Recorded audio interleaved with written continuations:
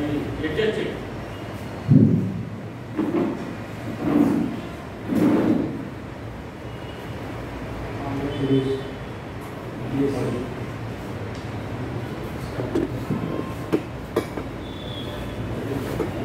జరుగుతున్న ఈ కార్యక్రమానికి చేసిన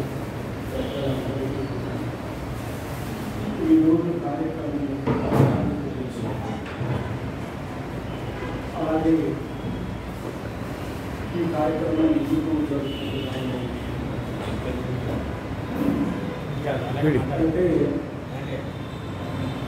వీడియో నాకు ముందుగా సంతోషం ఏంటంటే ఇద్దరు చిన్నపిల్లలు కూడా భక్తులు చిన్నపిల్లలు కూడా ఇక్కడ ఉన్నారు. మాకు మీరు కాసేపు ఉండండి.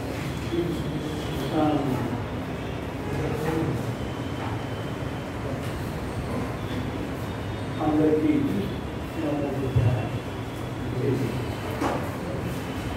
సరే బౌద్ధానికి సంబంధించి మీరు మాట్లాడుతున్నా ఒక 10 సంవత్సరాల క్రితం అయితే చాలా కనుక్కోకుండా దాని గురించి మీరు మాట్లాడేశారు. బౌద్ధాన్ని సీరియస్గా చదువుకోవడం మొదలుపెట్టిన తర్వాత మాట్లాడే ముందు నేనేం చేస్తున్నాను అనే ప్రశ్న ముందు వేళ్ళు నా వైపు చూపిస్తాను. బౌద్ధానికి సంబంధించి ఏదైనా మాట్లాడే ముందు ఆ రకంగా నేను ఉన్నానా లేదా ఈ వేళ్ళు ముందు నా వైపు చూపిస్తాను. కాబట్టి ఇప్పుడు కొంచెం కష్టం అవుతుంది. నేను ఇదివరకు లాగా ఏదో ఒకటి మాట్లాడాలి, ఇప్పుడు అది కొంచెం కష్టం. అయితే ముందుగా ఒక విషయం ఇక్కడ ఉన్న ప్రజలందరికీ పంచుకోవాలి. బౌద్ధం ప్రారంభం కాలం నాటి కొన్ని విషయాన్ని మనం చెప్తున్నాం. అయితే ఇక్కడున్న ప్రధానంగా బౌద్ధం యొక్క నేను సాహిత్యం అని కాబట్టి మీకు తెలియ విషయం ఇండిపెండెన్స్ మూమెంట్లో రినైజెన్స్ మూమెంట్ వచ్చేసి మన పాత తరం యొక్క గొప్పతనాన్ని చెప్పడం అనేది ప్రారంభించిన సందర్భంలో బౌద్ధాన్ని గురించి కూడా ఇదిగో మాకు ఇంత గొప్ప వారసత్వం గురించి చెప్పుకోవడం ప్రారంభించారు కాబట్టి నేను బేసిక్గా తెలుగు సాహిత్యం వాడిని కాబట్టి తెలుగు సాహిత్యంలో కూడా చాలా అద్భుతమైనటువంటి బౌద్ధం మీద కావ్యాలు ఎప్పుడైతే అంబేద్కర్ బౌద్ధ మతాన్ని తీసుకున్నాడు కావ్యాలు రావడం ఆయనకి.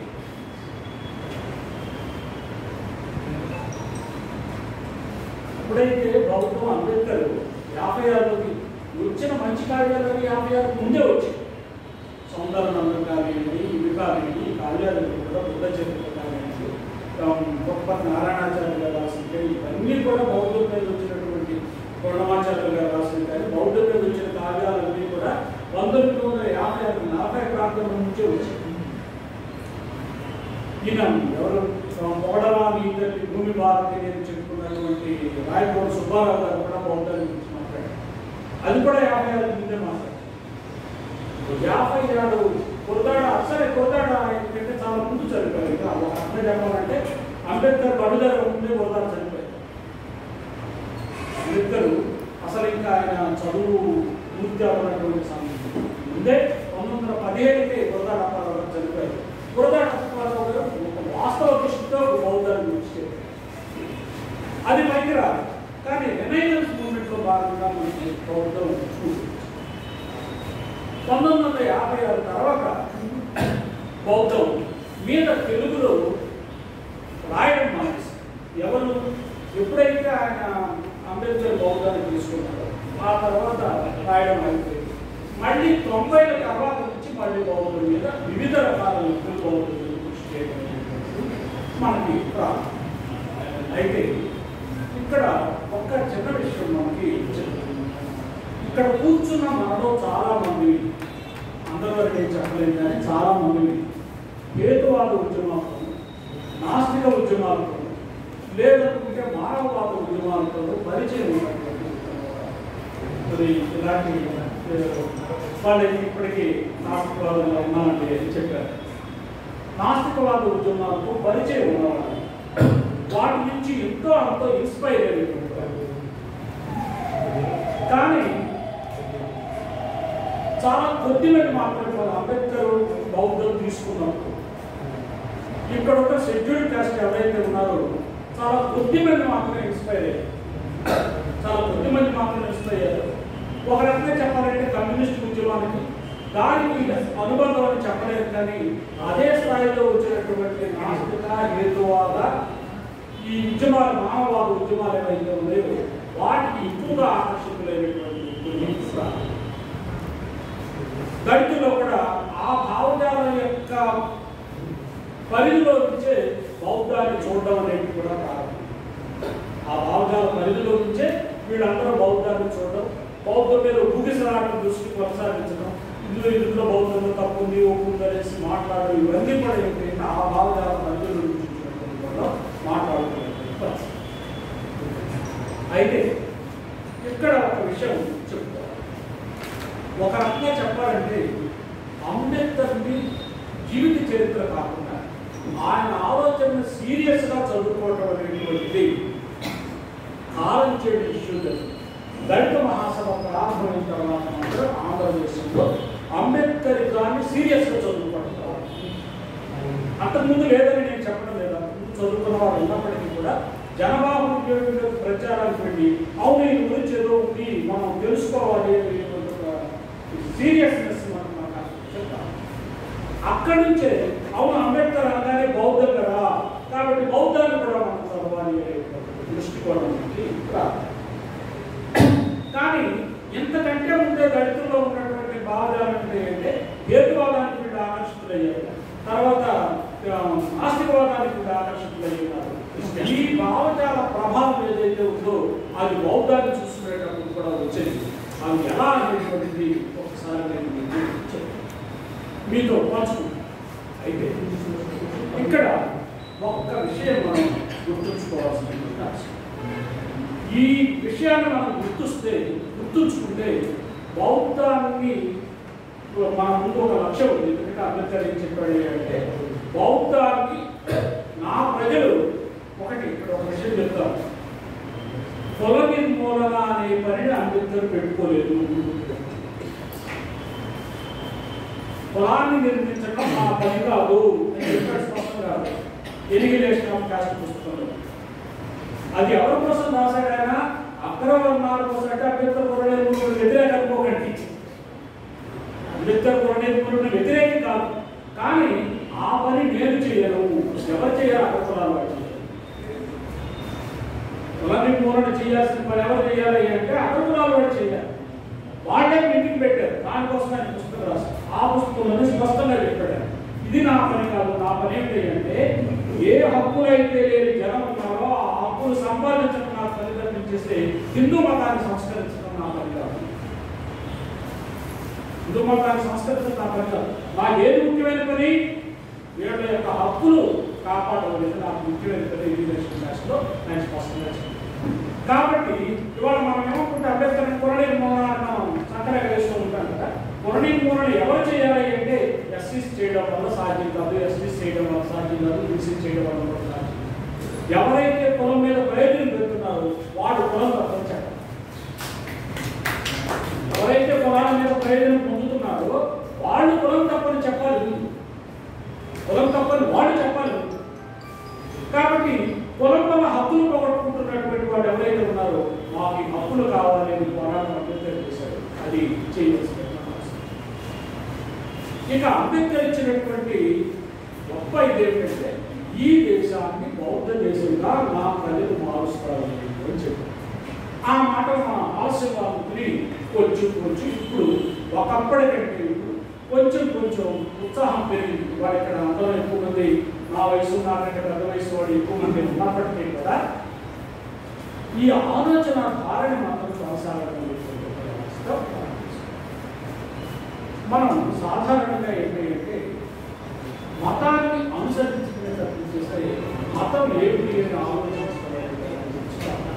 మతాన్ని అనుసరించేవాడు ఎక్కువ, మతం ఏంటి అనేటువంటి చెప్పేవాడు సహజంగా మనకు వాటిని ఒక సీరియస్గా రాసేటువంటి క్రమం వచ్చినప్పుడు కూడా యూరోపియన్స్ మతానికి సంబంధించినటువంటి ఏ నిర్వచనాలు ఇచ్చారో మనవాడు కూడా ఇంచుమించుగా అదే నిర్వచనాలు పట్టుకుని దాన్ని మన ప్రయత్నాలు చేశారు.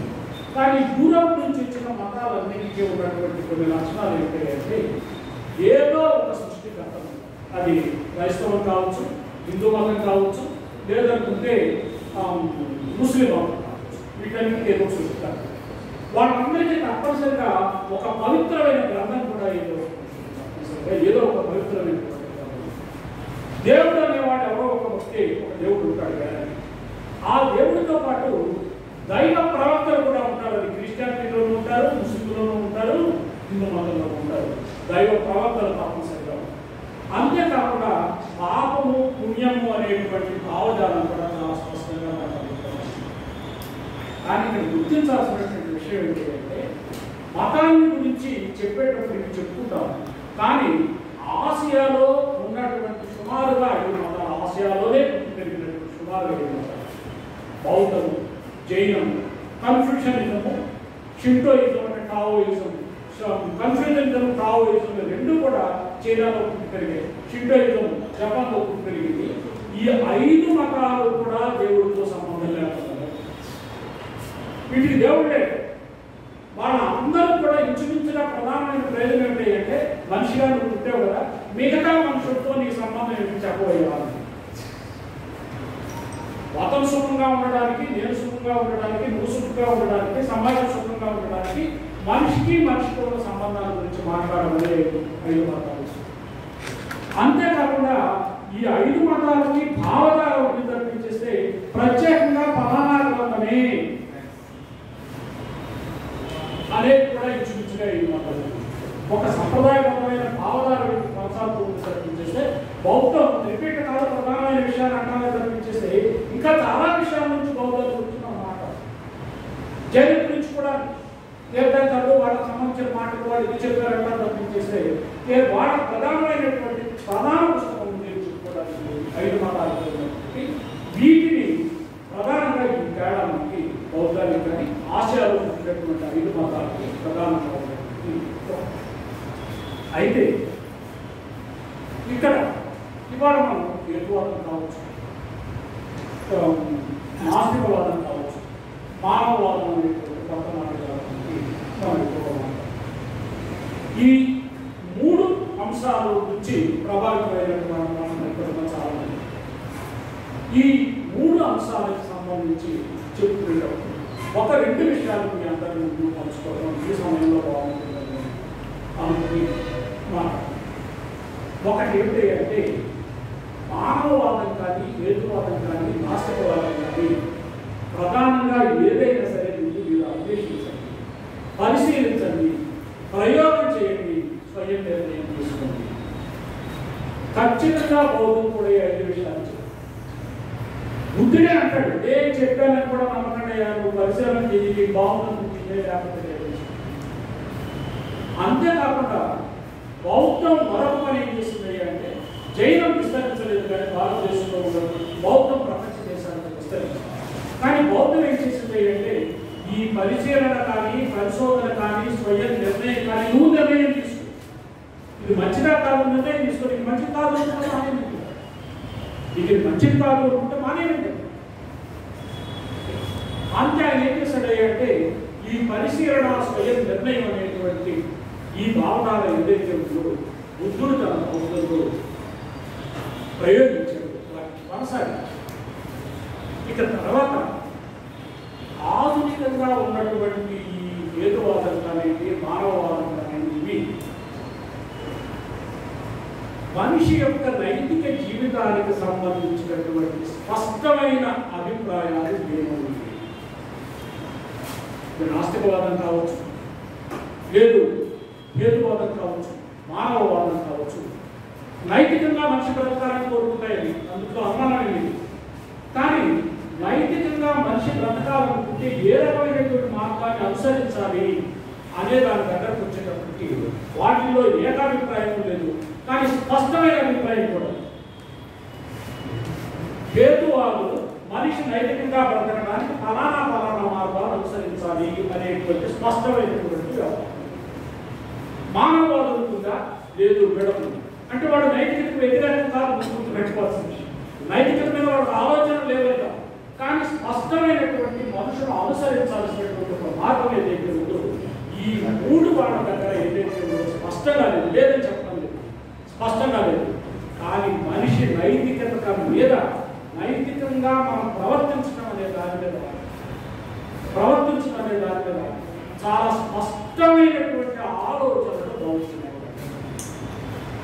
చాలా స్పష్టమైనటువంటి ఆలోచనలు అవుతుంది. వాటికి సంబంధించి మొత్తం మనం ఒక 10 అంశాలని లక్ష్మీ అంబేద్కర్ని ప్రభావితం చేసినటువంటి పుస్తకం పుస్తకం ఏదైతే ఉందో ఆ పుస్తకంలో ఆయన 10 అంశాలు ఆయన ఏం చెప్తారు. 1, ఎవరి జీవితాన్నైనా, అది మొక్కల జీవితమా లేకపోతే జంతువు జీవితమా మరొక జీవితం, అది మనిషి జీవితమా, ఎవరి జీవితాన్నైనా నాశనం చేసే హక్కు నీకు. అదే మనకి పంచసేవ ఉంది కదా, పంచసేవలో మొట్టమొదటి వ్యవహారం ఏంటి? నేను శిక్షణ తీసుకుంటున్నాను, కంటిన్యూస్ క్లాస్ అని చెప్పారు సార్. నేను శిక్షణ తీసుకుంటున్నాను.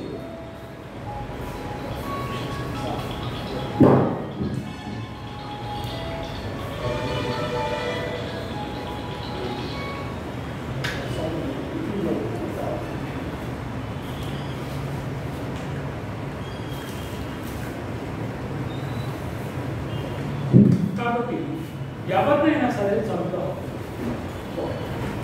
రెండో విషయం,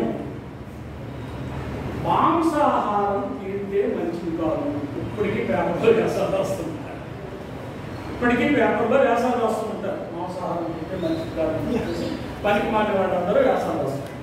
ఎందుకంటే పనికి మాలిన వాళ్ళు అనే మాట నేను ఎందుకు అంటున్నాను అంటే, ఇండియన్ మెడికల్ సైన్స్ అఫీషియల్గా వి అంటే యు అండ్ యువర్ హెల్త్ అనేటువంటి పుస్తకంలో నువ్వు తప్పనిసరిగా మాంసాహారం తీసుకుంటే నీకు అందాల్సినంత లేకపోతే మీరు ఏదైతే ఉంటే లేకపోతే ఎక్కడ పెట్టినా వస్తుంది. వి అండ్ యువర్ హెల్త్ అనే దాంట్లో వాళ్ళు చాలా స్పష్టంగా ఏం చేశారు అంటే, నువ్వు ఎందుకంటే మాంసాహారం తీసుకోకపోతే 11 రకాల ఐటమ్స్ నీ భోజనంలో ఉంటే తప్పించేస్తే దాన్ని శరీరాన్ని 11 రకాల ఐటమ్స్ నీ శరీరం నీ భోజనంలో ఉంటే తప్పించేస్తే మాంసాహారం లేకపోతే నీ శరీరానికి కావాల్సిన ఇది ఏం చెప్పింది ఇండియన్ మెడికల్ సైన్స్ అఫీషియల్గా ప్రజెంట్ పుస్తకం. అయితే ఇతను మరి జంతువులు చంపొద్దన్నాడు కదా, మరి మాంసాహారం తింటారు ఆ రోజుల్లోనే పెద్ద. కాబట్టి ఆయన ఏం చెప్పాడంటే, బుద్ధుడు ఒక మాట చెప్తాడు, నువ్వు భోజనం, ఎందుకంటే శ్రమణులు ఏం చేస్తారు, వాళ్ళు ఉండుకోరు కదా, బయటకెళ్ళి ఎవరో ఏది పెడితే ఆ పూట. కాబట్టి వాళ్ళు ఏం తింటారు, ఆ సంప్రదాయంలో వాళ్ళు ఏం తింటారో అది కూడా నువ్వు తిరిగి ప్రత్యేకంగా దీని మీద వ్యతిరేకత కానీ దీని మీద ప్రేమను కానీ పెంచుకోవచ్చు. ఇక 3వ అంశం, యుద్ధాన్ని వ్యతిరేకించింది. ఈరోజు మానవవాదులు యుద్ధాన్ని వ్యతిరేకిస్తారు. ఎక్కడ యుద్ధం జరిగినప్పుడే మానవవాదులు కానివ్వండి, నాస్తికులు కానీ, హేతువాదులు కానీ యుద్ధం మంచిది కాదని చెప్తారు. బుద్ధుడు కూడా ఎక్కడా కూడా యుద్ధాన్ని కావచ్చు. అయితే మనం నువ్వు ఒక చెప్పత కొడితే రెండో చెప్ప చూపించలేటువంటి నీకుగా ఉండమని కూడా బుద్ధుడు చెప్పాడు. అంత నీకుగా ఉండండి, నువ్వు కొడితే ఒక చెప్ప కొడితే రెండో చెప్ప చూపించాలి, నీకుగా ఉండమని కూడా బుద్ధుడు చెప్పాడు. ఇక రెండోది దొంగతనం చెయ్యి. అది కూడా ఇప్పుడు మనకి పంచశీలలో ఉన్నటువంటి, ఎందుకంటే నీకు ఇవ్వని దాని నువ్వు తీసుకో, ఈ ప్రయత్నం చేయవలసింది. సరే, దీని మీద చాలా పెద్ద కాంట్రవర్సీ ఉంది, దాన్ని మనం పక్కన పెడతాం. ఎందుకంటే మార్క్స్ వచ్చిన తర్వాత దోపిడీ అనేటువంటి సిద్ధాంతం వచ్చినప్పుడు మనిషిని దోచుకుంటున్నప్పుడు ఒక వ్యక్తి మరొక వ్యక్తిని శ్రమని దోచుకుంటున్నాడు, వాడు చాలా గొప్పవాడు అవుతున్నప్పుడు మనం ఇక్కడ దీన్ని కిమద్దాన్ని తీసుకోలేదు అనే దానికి ఉండే చట్టాలు ఏవైతే చట్టాల గురించి మనం ఏమో ఆలోచిస్తామనే చట్ట కాంట్రవర్సీ ఉంది, దాని గురించి నేను కాదు.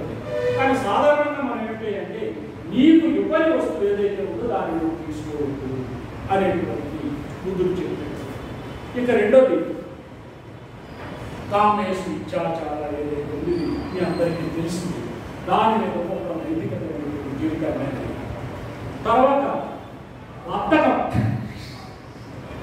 మనిషి నైతిక జీవితానికి అడ్డం వచ్చేటువంటి ఒక పెద్ద వ్యవహారం ఏంటంటే ఈ పని. సరే, ఈ బద్ధకాన్ని తగ్గించుకోమనే విషయాన్ని బుద్ధుడు బౌద్ధం చాలా చాలా స్పష్టం. నీ నైతిక జీవితం సరిగా ఉండాలంటే నువ్వేం చేయాలి? బద్ధకాన్ని పోగొట్టుకో. నువ్వే పని చేయడానికైనా ఏం చేయాలి? బద్ధకాన్ని పోగొట్టుకోవాలి ఆయన స్పష్టంగా చెప్పారు. తర్వాత పంచశీలలో ఉన్నటువంటి అబద్ధాలు ఆడకూడదు.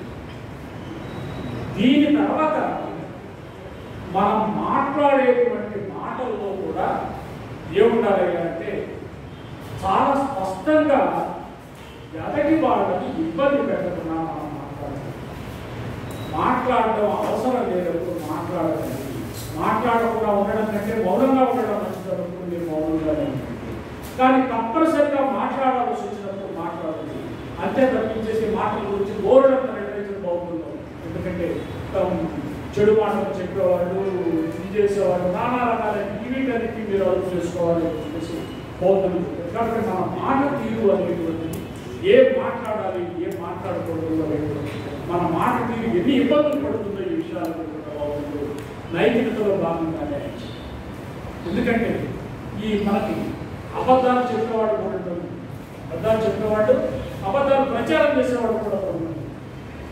ఈ అబద్ధాలు చెప్పేవాడు, అబద్ధాలు ప్రచారం చేసేవాడు అందరూ దేని ద్వారా చేస్తున్నారు?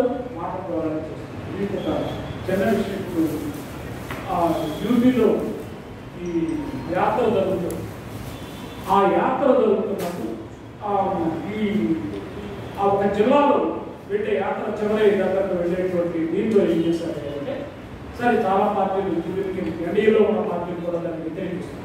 అందులో ఏం జరుగుతుందంటే ప్రతి సంవత్సరం యాత్ర జరుగుతుంది. కావిడ వేసుకుని గంగానగరాన్ని తీసుకొచ్చి రాణిరెడ్డి విగ్రహాలతో వచ్చేసి సుమారు 37 రోజుల పాటు జరిగే యాత్రకి ఇవాళ మొట్టమొదటిసారిగా యూపీ గవర్నమెంట్ ఏం చేసిందంటే ఆ యాత్రలో ఈటరీస్ అంటే తినేవి పట్టు కానివ్వండి ఏదో ఒకటి ఏవైతే ఉంటాయో మరి దారిలో వెళ్ళేవాళ్ళు కొట్టు తింటారు కదా, అక్కడ ఈ షాప్ ఎవరిని, ఆ షాప్లో ఎవరెవరు పని చేస్తున్నారు పేరు తెలియదు.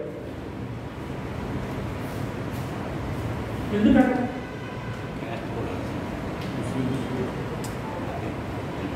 ఎందుకంటే యూపీలో ముస్లింస్ ఎవరైనా షాపులు పెడితే అక్కడ తినకూడదు ఒకటే. రెండోది ఏంటంటే సూత్రుడికి అపసూత్రుడికి మనకి ఇక్కడ సౌత్ ఇండియాలో అయితే పేరు తెలియదు, కానీ అక్కడ స్పష్టంగా పేరు తెలుసుకోవాలి, అక్కడ అక్క పేరు తెలుసుకోవాలి. కాబట్టి అక్కడ కూడా కొనకుండా ఉండడం కోసం అని చెప్పేసి వాళ్ళు చూడండి. ఇవాళ మనం దాన్ని వ్యతిరేకించాలి అంటే బౌద్ధులు ఆ మాట అని చెప్తారు. మరి వ్యతిరేకించాలంటే చేయాల్సిన పని ఏంటంటే అసలు వాటిని ఎవరు పండించాడు ఆ పేరు కూడా పెట్టమండి.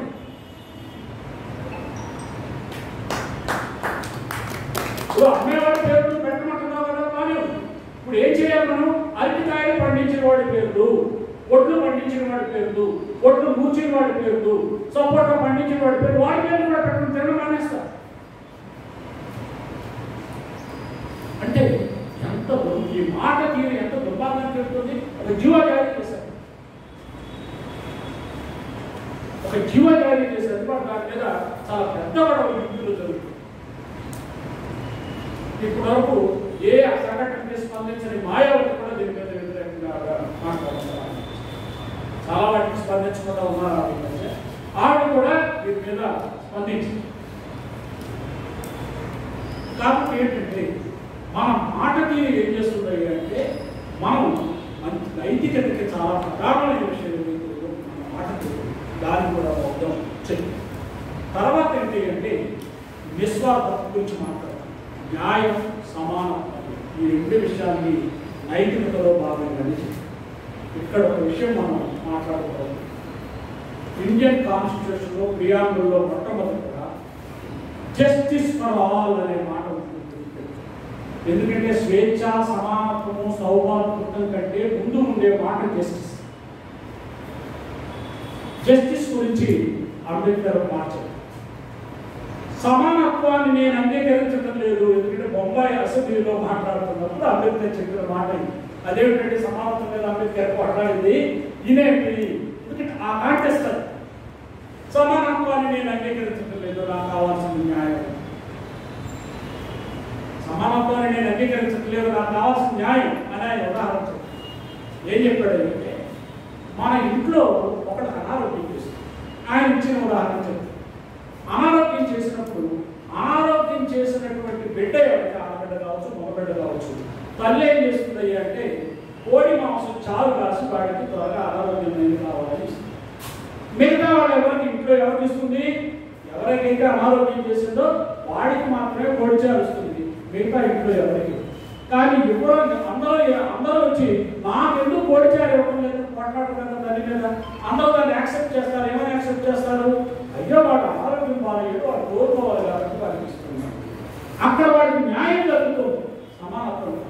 ఇప్పుడు ఒకవేళ ఇవాళ మమ్మల్ని అడ్డంగా మా సమానత్వం పేరుతో అడ్డంగా మా ఉద్యోగాల కోసం వీటి కోసం అడ్డుపడి అడ్డంగా మాట్లాడేవాడు ఎవరైతే ఉన్నారో వాళ్ళ పరిస్థితి ఎలాంటిది అంటే ఈ అనారోగ్యం పాలైనటువంటి కుటుంబంలో అనారోగ్యం పాలైనటువంటి వ్యక్తికి కాస్త మంచి ఆహారం పెడితేను మంచి ట్యాబ్లెట్ ఇస్తాను ఆ డబ్బులన్నీ మాకు కూడా పంచు అన్నట్టుంది అని చెప్తారు.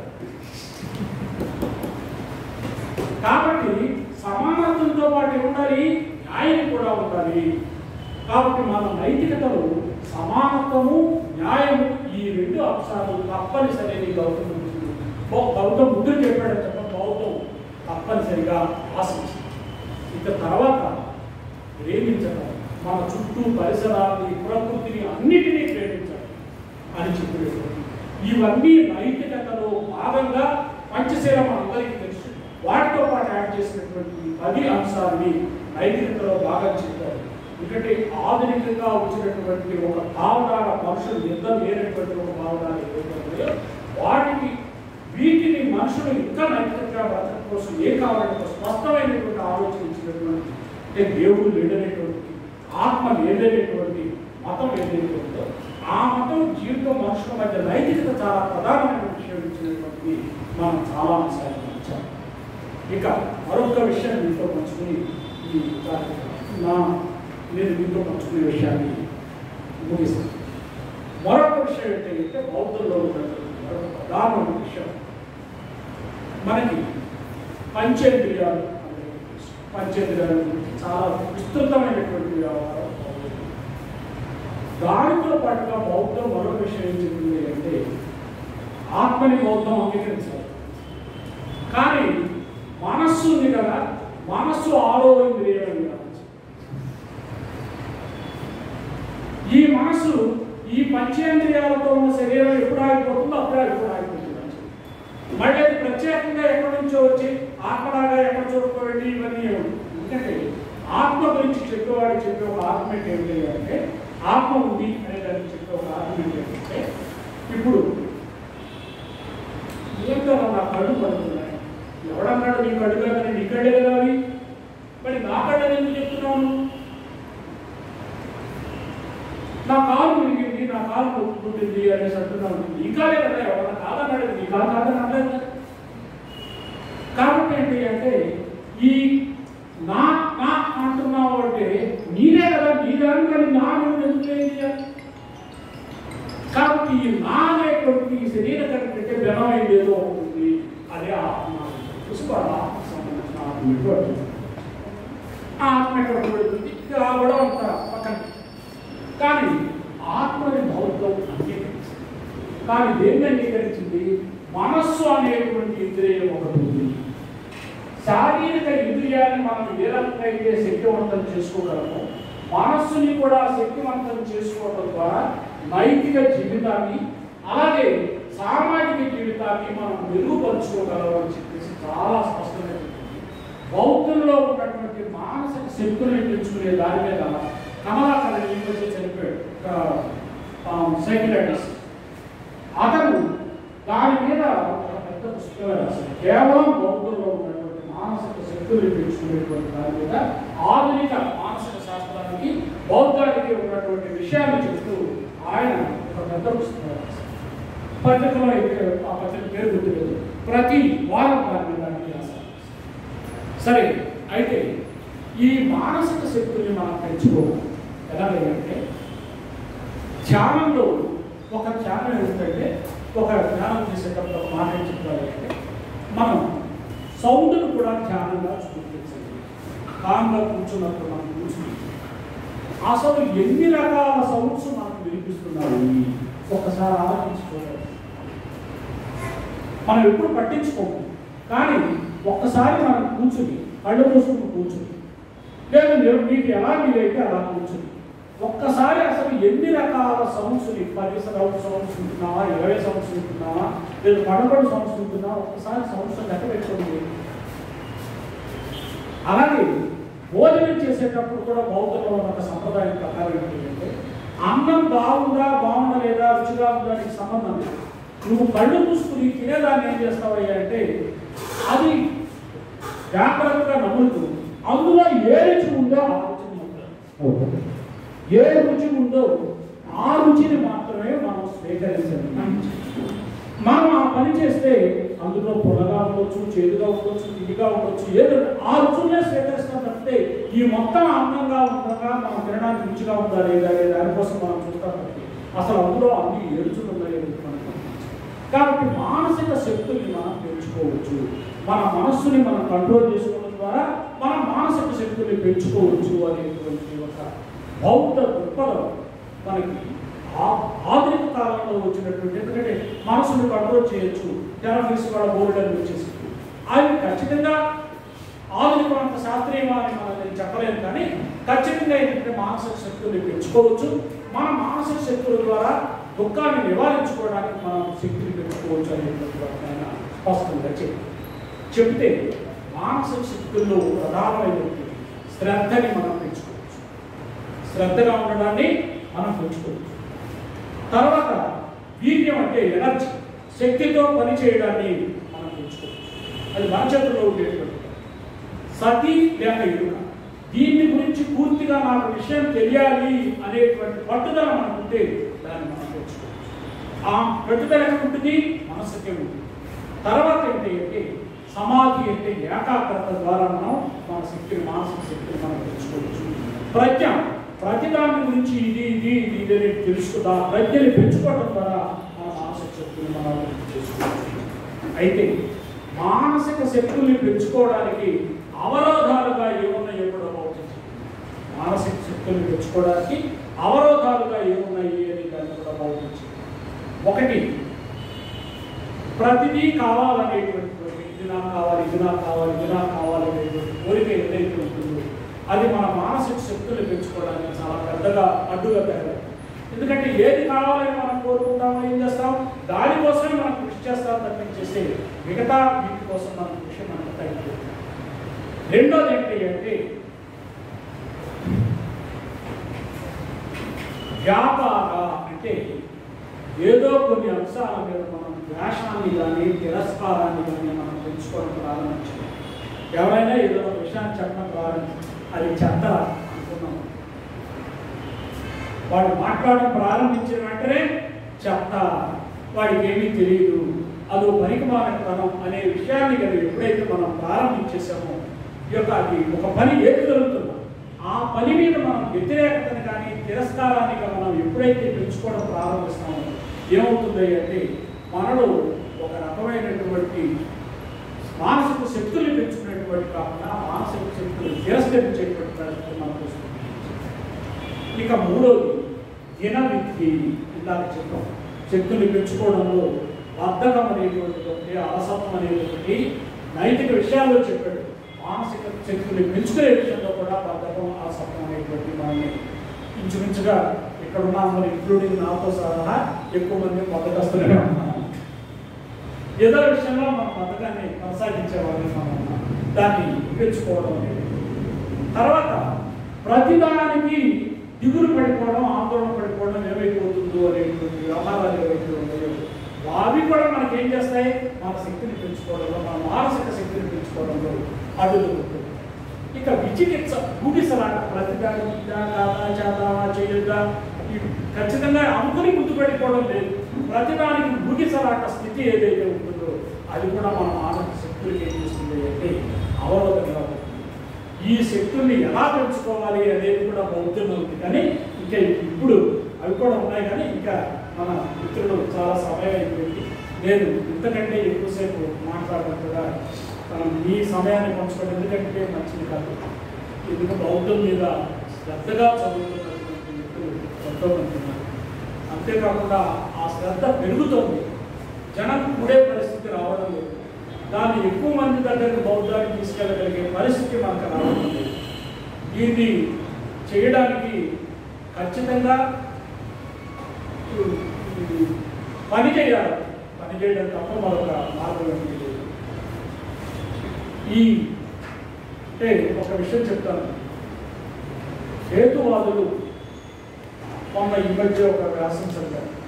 ఈ హేతువాదులు అందరూ కూడా హిందూ మతాన్ని పెట్టడానికి వస్తున్నారా, ఎందుకు పనికిరారా వ్యక్తులు అనేది ఒక పెద్ద విమర్శ కొనసాగుతుంది. మీకు ఒక విషయం చెప్తాను.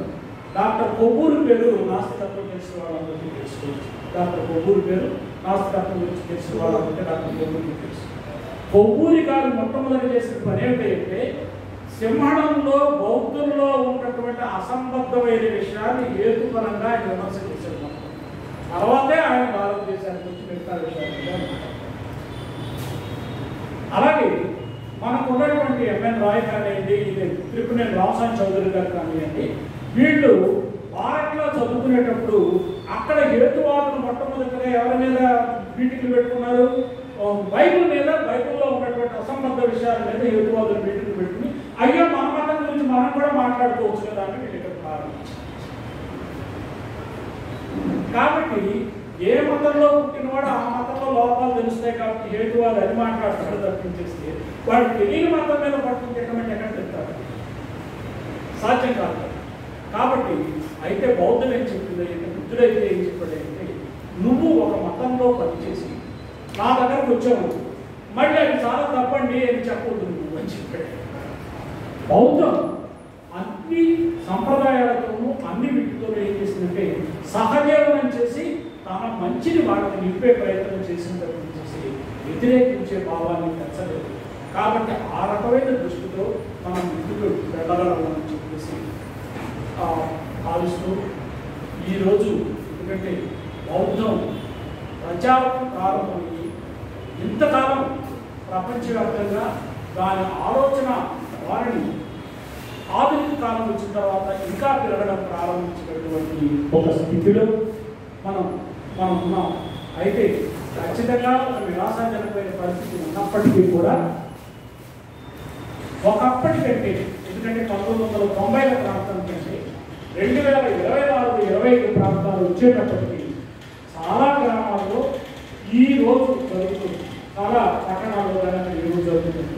అంతేకాకుండా బాబాసాహెబ్ అంబేద్కర్ బౌద్ధం తీసుకున్న రోజుని చాలా గ్రామాల్లో కనీసం 10 మందైనా 5 జరుపుకోవడం అనేటువంటి కార్యక్రమం ప్రారంభమైంది.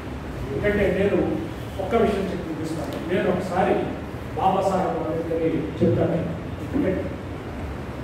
అంబేద్కర్ ప్రచారం కోసం ఈ మాటలన్నీ మాట్లాడుతున్నాడు అనేసి ఆయన ఎస్ నా అభిప్రాయం ప్రచారం కావాలి. ఎలిమినేషన్ ఆఫ్ కాస్ట్ లో కూడా ఆయన విషయం చెప్పాడు. ఎందుకంటే గొప్ప ఐడియాలు చచ్చిపోవు, మనుషులు చంపినప్పుడు ఐడియాలు పెట్టుకుంటే తప్పు. గొప్ప అభిప్రాయాలు కూడా ప్రచారం కావాల్సిందే. నా అభిప్రాయాలు ప్రచారం కావాలి. నేను అవును అంబేద్కర్ ఎప్పటికప్పుడు అభిప్రాయం మార్చేసుకుంటాడండి అంటే ఆయన ఒకటే చెప్పాడు, గాడిదలో మాత్రమే అభిప్రాయాలు మార్చుకోవు, మనిషి అయిన వాడు అభిప్రాయాలు మార్చుకుంటాడు. అయితే అభిప్రాయం మార్చుకోవడం వెనక బాధ్యత ఉందా, స్వార్థం ఉందా అది గుర్తించండి.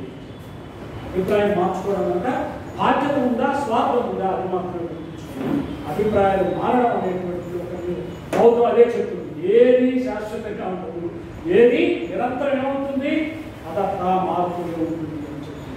కాబట్టి ఈ బౌద్ధం మనుషుల్లో ఒక మంచిని పెంచడానికి ఉపయోగపడేటువంటి ఒక జీవన మార్గంగా మతం అని కూడా అనుకుందాం, పెద్ద నష్టమేమీ లేదు. ఎందుకంటే దేవుడు ప్రవక్తలు ఇలాంటి వేరేటువంటి ఒక జీవన మార్గం లేదు, మతం ఏదైతే దాన్ని ప్రచారం చేసేటువంటి కార్యక్రమాన్ని మనం అందరూ ముందుకు సాగించాలి అనేది కోరుకుంటూ ముగిస్తున్నాను. ఈ ఉపన్యాసానికి కాని ఒక విషయంగా కూడా చెప్పారని నేను ఒక 3 సంవత్సరాలుగా ప్రభాకర్ గారికి విషయం తెలుసు, ఆయనతో నేను పంచుకోవాల్సి ఉంది. ఎందుకంటే అద్భుతమైన వాక్యం రాయగలిగే శక్తి ప్రభాకర్ గారికి ఉంది. ఎందుకంటే నేను ఒక్క నిమిషం ముగించేస్తాను.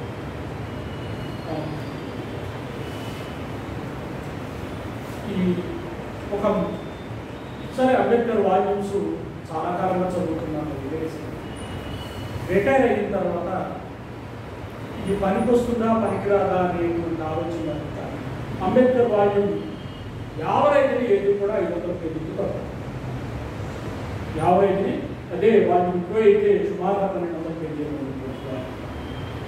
ఈ వీటిని ఇంచుమించుగా కొన్నిటిని తప్ప మన వాళ్ళు ఎవరు కనీసం తాత్కాలిక పరిచయం కూడా ఉంది. ఎవరికైనా అంటే అంబేద్కర్ని వ్యతిరేకించేవాళ్ళకి కానీ అంబేద్కర్ని పూజించేవాళ్ళకి కానీ ఎవరికైనా సరే పరిచయం. అందుకని ఏం చేశారు అంటే వాటన్నిటిని ఒక సుమారుగా 2000 కాంట్రాక్ట్లను తయారు చేశారు, వాటి మీద నోట్స్ తయారు చేశారు. సాధారణంగా సాధ్యమైనంత తక్కువలో వాటిని నేను సంక్షిప్తంగా ఇది అంబేద్కర్ చెప్పిన ఎసెన్స్ అనేటువంటిది. అందుకు ఎక్కడప్పుడు ఇది చాలా గొప్పగా చెప్పాడు, బాగా చెప్పాడు అనే మాటలు ఏం ఉపయోగించుకున్నా అంబేద్కర్ ఏం చెప్పారో అది మాత్రమే తీసుకొచ్చేటువంటి ప్రయత్నం చేస్తున్నాను. అందుకు నేను ఎంతవరకు సక్సెస్ అవుతాననే విషయం నేను చెప్పలేను, కానీ ఆల్రెడీ ఒక వాల్యూమ్ మన దగ్గరకు వచ్చింది.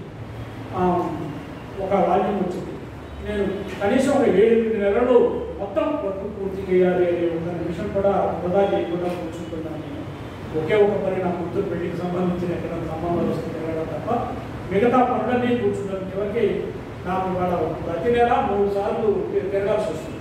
కొన్ని రోజులు నాకు అద్భుతం దగ్గర ఉండాల్సి వస్తుంది, కొన్ని రోజులు మా అమ్మ నాన్న ఉన్నారు, ఇంకా మా ఊళ్ళోనే ఉన్నారు, వాళ్ళ దగ్గరికి కొన్ని రోజులు అక్కడ కూడా ఈ పట్టుకెళ్ళి కూర్చుని రాసే ఒక ప్రయత్నం చేస్తున్నాను. కాబట్టి మన మిత్రుడు దానికి ఆర్థికంగాను మీ నుంచి కూడా నేను కొంత సాయం తప్పనిసరిగా అడుగుతున్నాను. అయితే ఏంటంటే నాకు ఒక పెద్ద సమస్య వచ్చింది అంటే నేను రాసేస్తున్నాను బాగానే ఉంది, రాసింది జనం మధ్యకి పెడుతుందా లేదా ఇది ఒక సమస్య కదా ఉంది. నేను రాసేస్తున్నాను పెడుతుందా లేదా దానికోసం ఏవో కొన్ని ప్రయత్నాలు చేస్తున్నాను. డిగ్రీ చదివే పిల్లలను తీసుకుని ఆ పిల్లలకు నా వ్యాసం ఇచ్చి నాయన అసలు మీకు ఇదేమన్నా అర్థం అవుతుందా లేదా చెప్పండి, వాళ్ళు ఏం తెలియని వాళ్ళకి అర్థం అవుతుందా లేదా చెప్పండి. ఇక్కడ కూడా కొన్ని పుస్తకాలు వచ్చి కావాల్సిన ఈ కాబట్టి ఇక కార్యక్రమానికి ఇంతసేపు నా భావాన్ని మీతో పంచుకున్నందుకు ఈ సమయం ఇచ్చిన అందరికీ కూడా జై భీమ్, నమో బుద్ధాయ తెలియజేస్తూ